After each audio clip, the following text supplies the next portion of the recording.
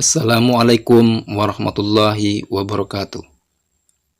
Perkenalkan, kami peserta Latsar CPNS golongan 3 angkatan 36, kelompok 4 Kabupaten Indragiri Hilir, PPSDM Regional Bandung. Yang pertama, Fadlin Sumantri SPDI.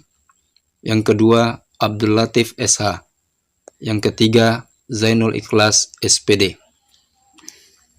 Pada kesempatan ini, kami akan menampilkan analisis isu penyebaran COVID-19.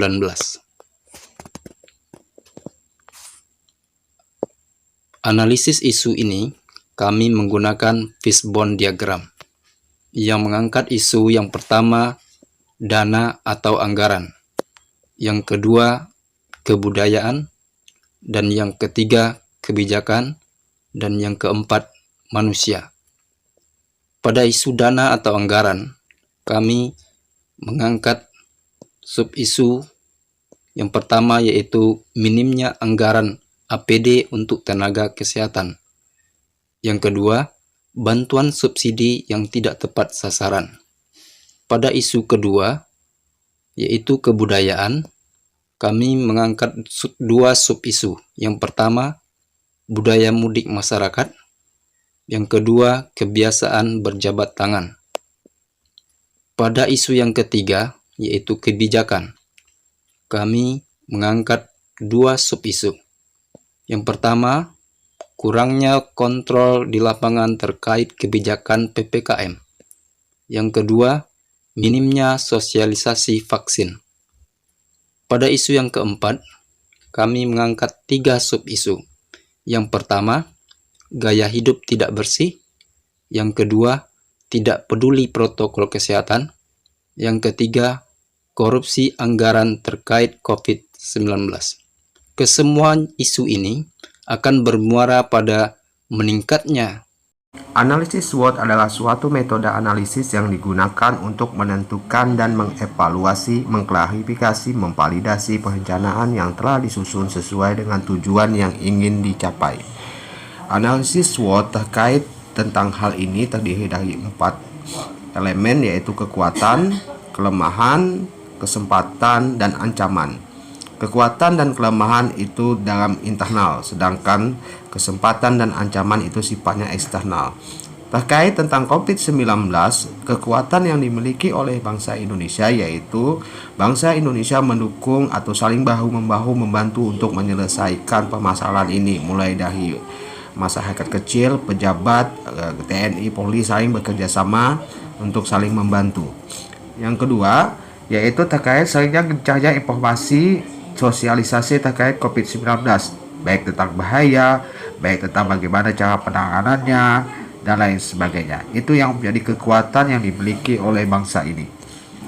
Adapun kelemahan yang dimiliki oleh bangsa ini atau weakness-nya, satu, pemerintah kekurangan anggaran dalam hal ini, di mana pemerintah mempunyai anggaran yang sangat terbatas, sedangkan untuk mengatasi permasalahan ini diperlukan anggaran yang besar. Yang kedua, kita pahami bahwa kesadaran masyarakat masih kurang, masih banyak masyarakat yang jarang mencuci tangan, masih banyak masyarakat yang tidak menggunakan masker dan lain sebagainya. Terkait tentang opportunities, dengan adanya COVID-19 ini, negara-negara saling bertukar informasi terkait tentang apa itu COVID-19, bahaya, dan lain sebagainya. Selanjutnya, terjalin juga kerjasama dan bantuan antar negara itu semakin solid. Artinya, para negara saling membantu bahu-membahu untuk menyelesaikan masalah ini.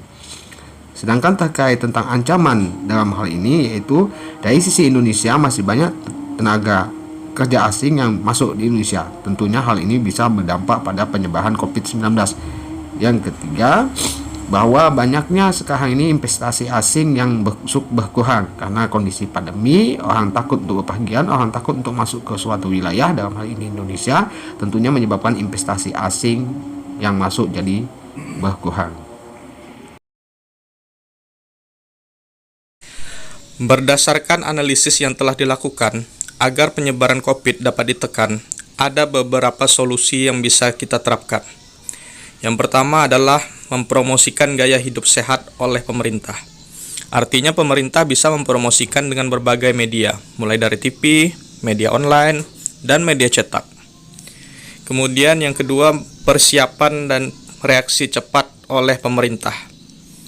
Artinya pemerintah dituntut persiapan bila jumlah COVID tinggi, mulai dari alat kesehatan, dokter, dan penanganan pasien, serta bisa mengambil keputusan lockdown. Selanjutnya adalah isolasi mereka yang terinfeksi. Artinya mereka yang terinfeksi wajib isolasi dan dipantau agar penularan tidak terjadi. Kemudian, tutup pintu masuk warga negara asing yang negaranya tinggi kasus COVID-nya. Artinya, pemberhentian sementara penerbangan ke negara-negara yang kasus COVID-nya tinggi. Selanjutnya, himbauan agar bekerja dari rumah, work from home atau WFH. Artinya, kegiatan ini banyak sekali diterapkan di negara-negara yang layanan internetnya cukup memadai, cukup bekerja dari rumah saja.